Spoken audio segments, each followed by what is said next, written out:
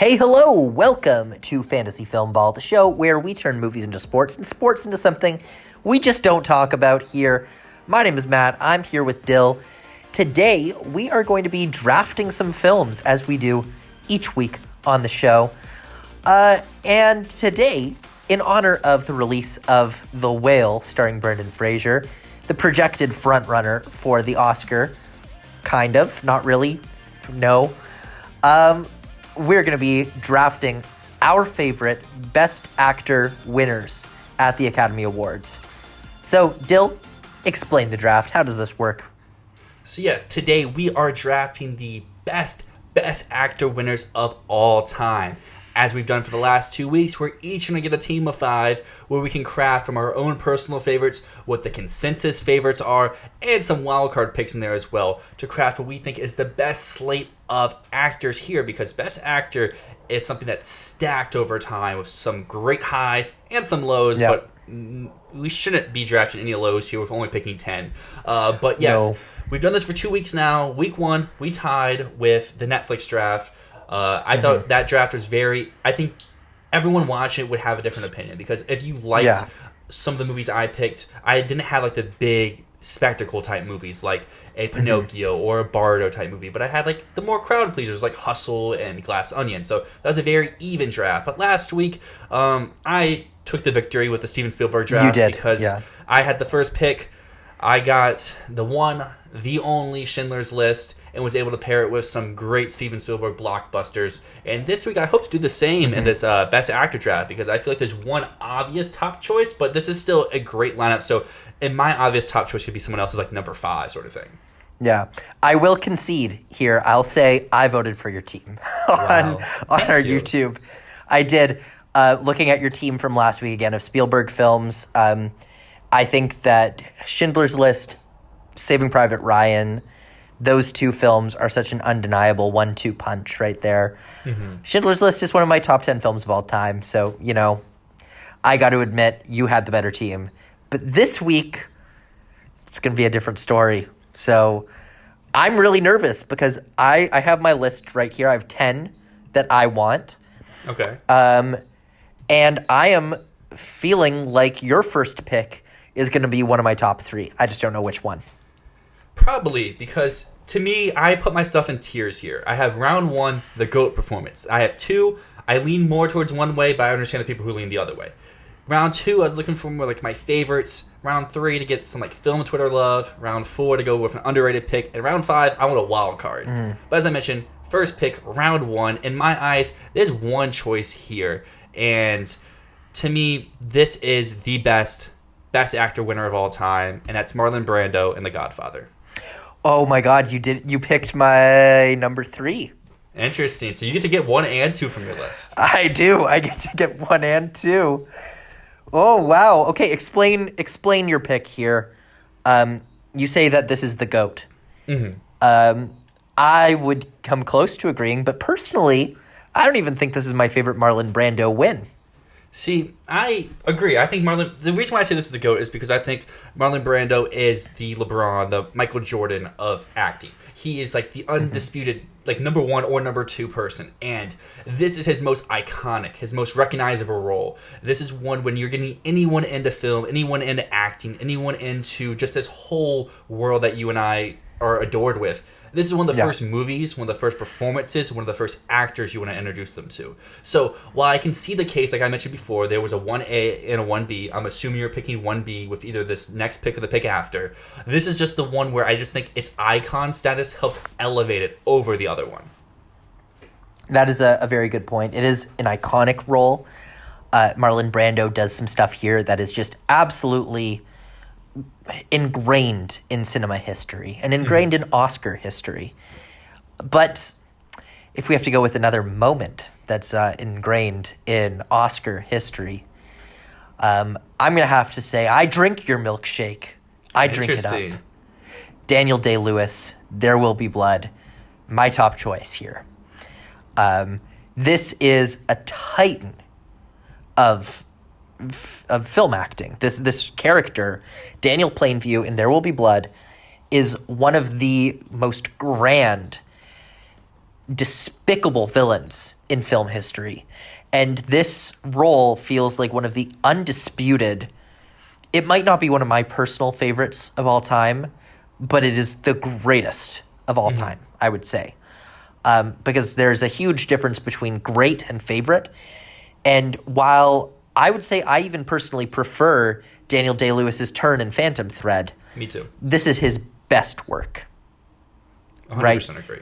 There's nothing that tops There Will Be Blood's performance. It is absolutely monstrous in magnitude. And So my who do you pair next it with? pick, well, let me tell you. Ooh. I'm going to pair it with some fava beans and a nice Chianti. Anthony Hopkins, Silence of the Lambs. That was my 1B. There we go. And that's, I got 2 out of the 3 that I wanted. This is, I think it's very interesting, actually, that your 1A and 1B were both supporting roles that were frauded into actor. Yes. Into lead. See, Because Al Pacino was the goddamn lead of The Godfather. Al Pacino was the lead. mhm. I mean, but the thing that I would say links these two is, despite the fact that they don't have as much screen time as other characters in the film, they both command the screen presence. They both carry the film in a way that makes you feel as if they're on screen for much more time than they actually are. Definitely. I fully agree with that. That's why I was a little hesitant to like which one to pick. But yes, Anthony Hopkins is iconic in Silence of the Lambs, given a career high performance. I don't think it's a career best performance, but that's one that we may get into here a little bit later on the draft. I think that Daniel Day-Lewis pick is very inspired. Maybe I'm letting my personal bias get in the way a little bit. I don't see that as like top tier best actor wins. For me, I had that in like the 3rd, 4th round range, but it's not a bad pick at all. I know a lot of people adore that movie, adore that performance, but I'm very happy with the 2 I'm going to get here because I talked about this movie on the show last week, and it's one of my favorite movies of all time, one of the movies I think is the best all time, and it has one of, in my opinion, the best lead actor performances of all time, and that's Jack Nicholson in One Flew Over the Cuckoo's Nest. Good pick. Good pick. I knew you were going to pick that. It's not on my list because I knew you were going to pick it. Yes, Jack Nicholson, iconic status. I know I've said icon a lot today, but everyone here, this is the best actors. And obviously, they're going to have some iconic performances. And it's a really good one, too. Like, putting away the star-studded names or the star-studded movies, these are some of the best performances of all time. Very deserving of their awards. And I'm going to go with another one here that you can make the case as a little overrated, a little this, a little that, but still, just like my argument for Marlon Brando in The Godfather, this film, this performance is one that's been studied for years and will be studied throughout all time. And that is Robert De Niro in Raging Bull. Interesting. That's on my list, but not that high on my list. Interesting. What a great performance, though. It is. Great performance. This, like I just said, it may be a little bit overrated, but I want to craft, like, the team that's studied, the team that's adored, the team that's just everyone wants to be them sort of thing. While I very much love your performances as well, I'm trying to go with a little bit of different approach here because I think that's what makes this game so interesting, just how you can tackle it. Because, like, while we picked 5 performances so far, there's still performances on the board that people would say, like, oh, how is this not gone yet? This would be my number 1 of all time. That's just what makes this draft, I think, the most even or the most competitive of any ones that we have, because there's like 80 some options to pick from. So the way people would rank 1 through whatever is going to be so much different from one person to the next. But I'm really excited to hear what your picks 3 and 4 are going to be here. We've talked a lot about icons, but we have not gone into the classic era yet. That's true. We have a lot of this kind of 70s range of actors. We have Brando, we have Hopkins, we have Nicholson, we have De Niro. I want to go a little bit further back, and I want to mention not just one of the greatest performances of all time, but also one of the greatest characters of all time. And this is Gregory Peck playing Atticus Finch in To Kill a Mockingbird. Oh my gosh. So remember before how I said I had a wild card pick? This was it. I was really hoping it was going to last all the way there for me to get at the end. No. Because it's so good. But yes, like you said, this is one that just gets underrated just because it is a classic. But I would love to hear what about this performance just speaks so much to you. Well, I think that Atticus Finch is a character that I think should speak to everyone. Atticus Finch is, and the way that Gregory Peck portrays him in particular, is so full of confidence and sternness, yet kindness. Gregory Peck plays him as someone who is warm and yet is not soft. He plays him as someone who understands the challenges and the difficulties that are in place in the world. He's forgiving and kind, but he is not a pushover. And the way that he plays this role, the way that his voice sounds in this role, he is the quintessential cinema father. And he's one of the greatest characters of all time. And again, that's not just how Harper Lee wrote him, that is how he's portrayed by Gregory Peck. It is an impeccable performance, and it's 100% worthy of being nominated on this list right here. Now, for my next choice here, I'm going to be the first to go with someone that, I'm going to go with another classic here. I had to think about it for a second because I was really thinking about another role here, but I don't think I'm going to go with it. I am going to go with Marlon Brando a second time in On the Waterfront. That's. I think it's Brando's best performance. I think it's better than The Godfather, better than Apocalypse Now.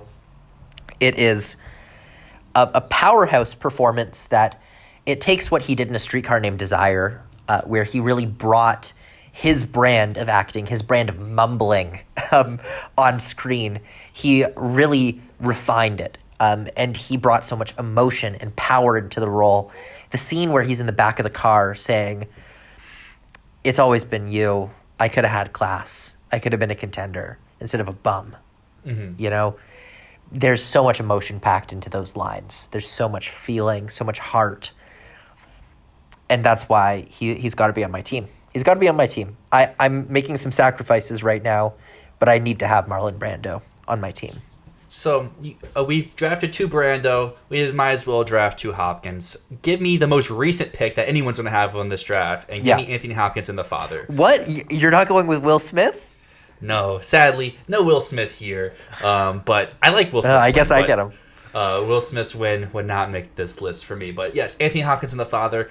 Is this a little bit recency bias? Maybe. But this performance is so strong, so commanding, so riveting, and I think this is Hopkins' career best. While I think Silence of the Lambs is by far more iconic, it stood the test of time. I feel like the areas Hopkins has to go into to bring this character to life are so impactful, so this film is just engraved in your head for weeks, months to come, and for me, years since I've seen it, and it's just one I think about daily. But that brings me to my last pick, and I don't really know what to do here because I have a few names written down. I could be like last week and repeat my Temple of Doom pick and just go with something completely off the walls that will immediately get me the loss because part of me wants to pick Joaquin Phoenix and Joker. Am I? No. But I really like that performance and I really want to pick it. I could talk out my ass and pick F. Murray Abraham and Amadeus. I haven't seen Amadeus, so it wouldn't be a right pick for me, even though I know he's a very beloved performance for that role and that win. I may be speaking into existence him getting drafted in this draft here by saying it out loud, but that brings me down to 2 if I'm not picking Phoenix. That brings me to Adrian Brody and The Pianist and my eventual pick, which is going to be Denzel Washington in Training Day. Is this the best win of all time? Maybe not, but Denzel is the person who got me into film. Denzel Washington was my first favorite actor. He's still one of my favorites, one of my most beloved people in the industry, and I think he can do no wrong. And this is one of my very first movies I ever watched. So this is a very much, kind of like I mentioned with Temple of Doom, very much just a personal pick, one I want on my team. And this is just a very, I think, good win. I get the people who don't like this performance. I just think this is a very different type of movie, a very different type of performance, and it's one I want on my team to continue this round of people who like. You see Marlon Brando in The Godfather, Jack Nicholson in One Flew Over the Cuckoo's Nest, Robert De Niro in Rage People. Very beloved, very studied performances. Anthony Hopkins in The Father, one that will become studied. and Denzel Washington, Training Day, one that is adored from people from all over, and one that is just able to resonate and connect with so many different people. Can I just hold you for a second? Yes. This was one of the first movies you ever watched? Once I was like into movies, yeah. Okay, not like when you were like 4 years old. No, not like when I was 4 years old, but like... Okay, because that's horrifying.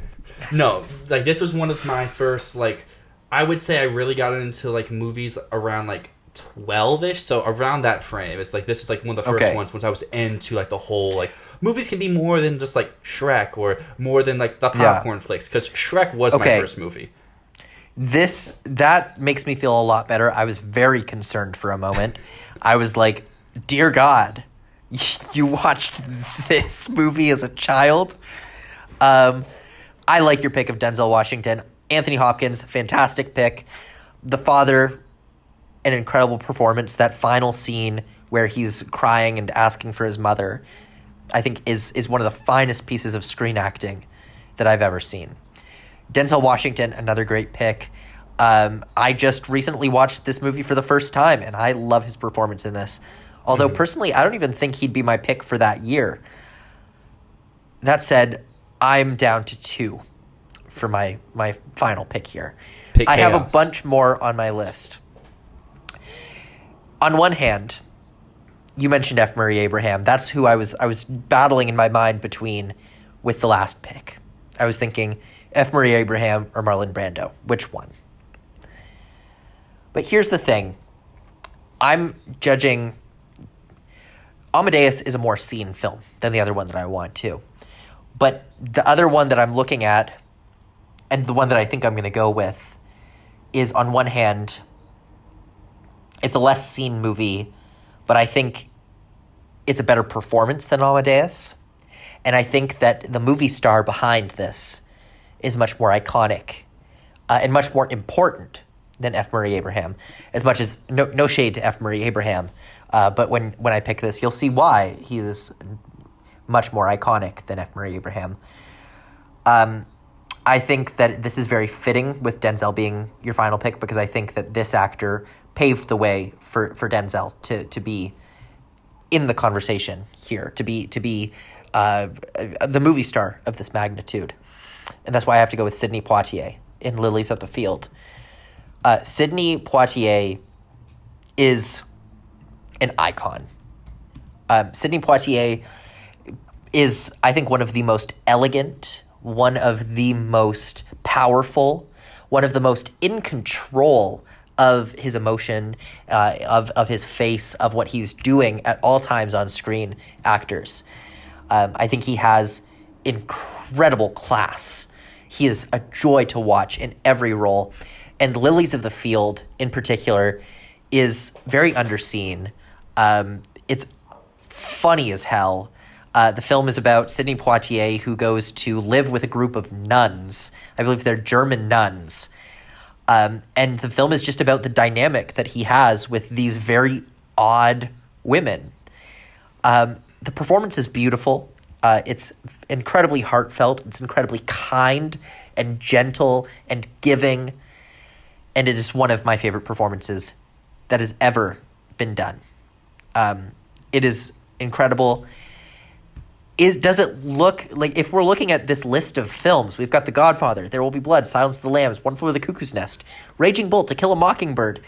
All of these films are iconic films. Lilies of the Field, I love this film. It's not an iconic film. But Sidney Poitier is an icon, and this performance is perhaps his best. And that's why I have to choose it. That's a great pick. That's one that was on my little short list that I was looking at. I don't know why, but like in my head, I thought he had won for They Call Me Mr. Tibbs. Like, oh, this is going to be my pick. And then when I went to do research, I was like, oh, he didn't win for that. That's insane. And yes, like you mentioned, Sidney Poitier is one of the greatest, such an icon. And like I said, I was really looking at this just when I saw Denzel was still there. I was like, I gotta go with my heart, gotta go with my man. But I think this is a very great draft. I don't feel like there's any, like, you can be like, why was this film taken? Yeah, comments, let me know you don't like Denzel and Training Day. Got it, like you said. But I still think there's a lot of good films here, a lot of great performances here, and I'm really interested to see how people out there pick this week. Just to run over the teams real quick, I had the first pick. I went with Marlon Brando in The Godfather, followed that up with Jack Nicholson in One Flew Over the Cuckoo's Nest, Robert De Niro in Raging Bull, Anthony Hopkins in The Father, and Denzel Washington in Training Day. And my team consists of Daniel Day-Lewis in There Will Be Blood, Anthony Hopkins in Silence of the Lambs, Gregory Peck in To Kill a Mockingbird, Marlon Brando in On the Waterfront, and Sidney Poitier in Lilies of the Field. I gotta hand it to you, Dylan. I think you have a fantastic team. I love every single one of yours. Brando, Nicholson, De Niro, Hopkins, goddamn Washington, all killer performances. This is one of the toughest I think we've had so far. I am right there with you. I think I would actually give the edge to your team just because I can see the angle of people like, I don't really like Denzel in Training Day, because I know that's a take that's out there, and people like, the Hopkins pick for The Father's too recent sort of thing. So I'm really excited to see how people vote out there. On the other hand, I have a lot of classics. I have a lot of films that maybe people haven't seen. So, I hope people will have seen some of these older films here, but we'll have to see. Great work, though. I love this. Do you want to wrap up the draft here? I can. Well, with that being said, everyone out there, let us know. Vote on Twitter. Vote on the YouTube community tab. Whatever it is. I just want to hear it. And next week, we'll be back with another draft, because next week's draft is, I think, a very cool one, because we had to pick a lot of movies that we normally wouldn't pick on this show, because we're doing the big money draft. $1 billion movies only. So there could be some very wild and very interesting picks. Our teams could look very, very, very different. Yeah. It's going to be interesting because I think there's like 50 movies that have made $1 billion and like half of them are crap. Yeah, right around that 50 mark. So, $1 billion draft I think is going to be really fascinating. And I can't wait for your entire team to just be Warner Brothers movies. Probably, honestly. But thank you so much for tuning in. Make sure you vote. My name is Matt. And my name's Dyl, and this is Fantasy Filmball.